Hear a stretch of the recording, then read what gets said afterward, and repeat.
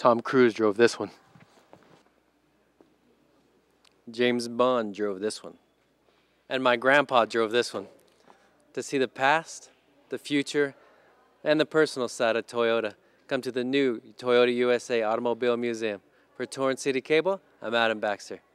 Now I'd like to take you back in time. The year, 2010.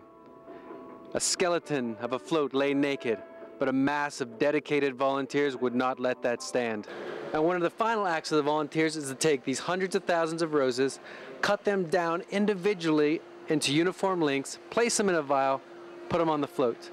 An amazing effort by an amazing bunch of volunteers. Oh, I was so much younger then. My hair so much longer.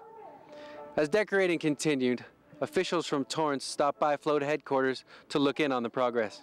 With little time to spare and a winning record on the line, volunteers put the finishing touches on the float that brought Tory to life.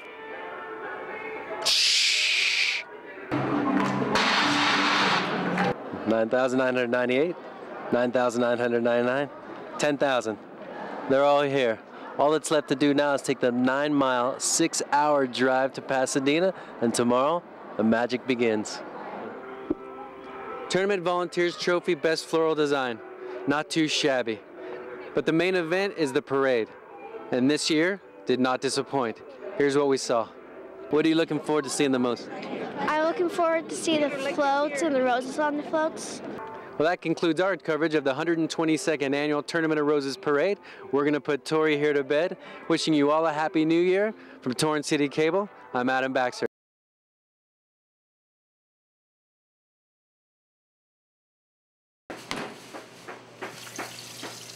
Fried chicken is just one of the favorites at Flossie's Southern Cuisine. Named Best Soul Food by Los Angeles Magazine in 2004, this Torrance restaurant is sure to have you hooked once you've had a taste. When I was growing up in the South, we didn't call it soul food. It was just good American Southern food. And that's what it is to me today.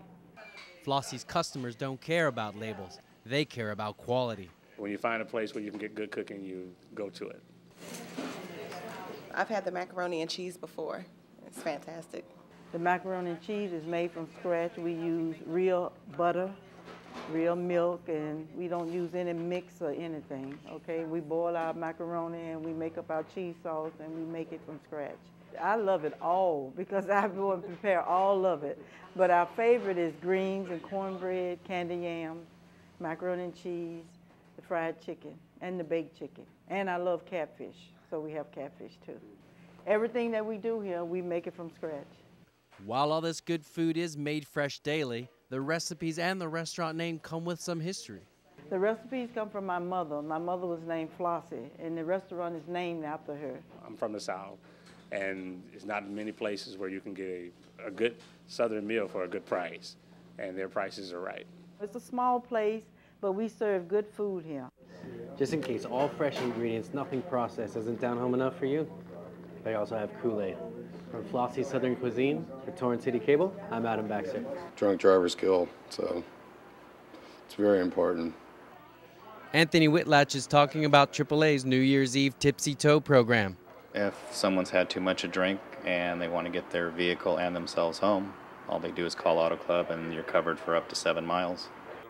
You do not need to be a AAA member in order to take advantage of the program, and it's absolutely free. An unbeatable price compared to the cost of a DUI. You're looking at between $8,000 and $12,000 for a first-time DUI. If you prefer to cab it, most taxi rides in the South Bay cost less than $15. That's 800 cab rides for the price of one DUI. Many of my clients tell me, you know, I only lived a half a mile away and I drove very slowly home and I thought I could make it. I thought I could make it. You can't. Though programs like Tipsy Tow and tougher DUI laws have cut alcohol road deaths in the U.S. by nearly half since 1982, New Year's remains one of the deadliest days of the year. Staying safe is possible, and the guys at George and Joey's Tow Company are happy to help. But I would say definitely just be patient. We'll get there and we'll help you. Don't end up a statistic like this guy. Call AAA. Call a taxi, call a friend, get home safe these holidays. For Torrance City Cable, I'm Adam Baxter. but it was a delight to fly, just good handling qualities. Bob Hoover is talking about the P-51 Mustang, the most famous plane in war aviation history. On this, its 70th anniversary, the people who made it and the pilots who flew it came together to celebrate. It was a lovely airplane, and most of us enjoyed flying it.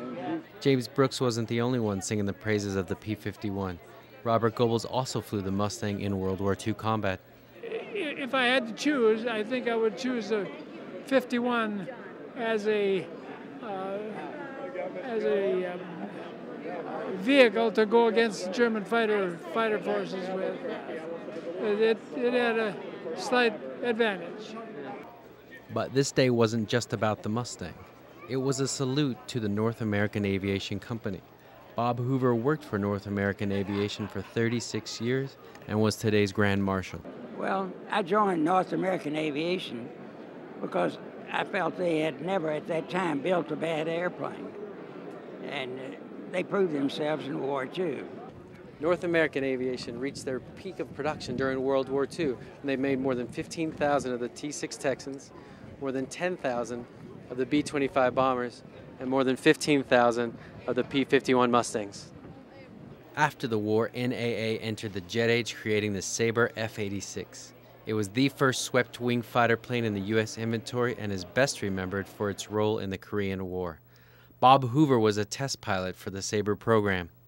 Once we got it flight tested, got all the bugs out of it, it was just a docile airplane, easy to fly, and it had enough performance where you felt like you could really do things with it. Of course, I've flown the F-16s and F-18s, but if you just ask me, of all of the airplanes that I took a liking to, it was the F-86. The last fighter contract NAA received was for the F-100 Super Sabre, which arrived in 1953 and was finally retired in 1971. But the legend of North American Aviation, the B-25, and the P-51 Mustang lives on. From the Western Museum of Flight salute to North American Aviation, I'm Adam Baxter, Torrance City Cable.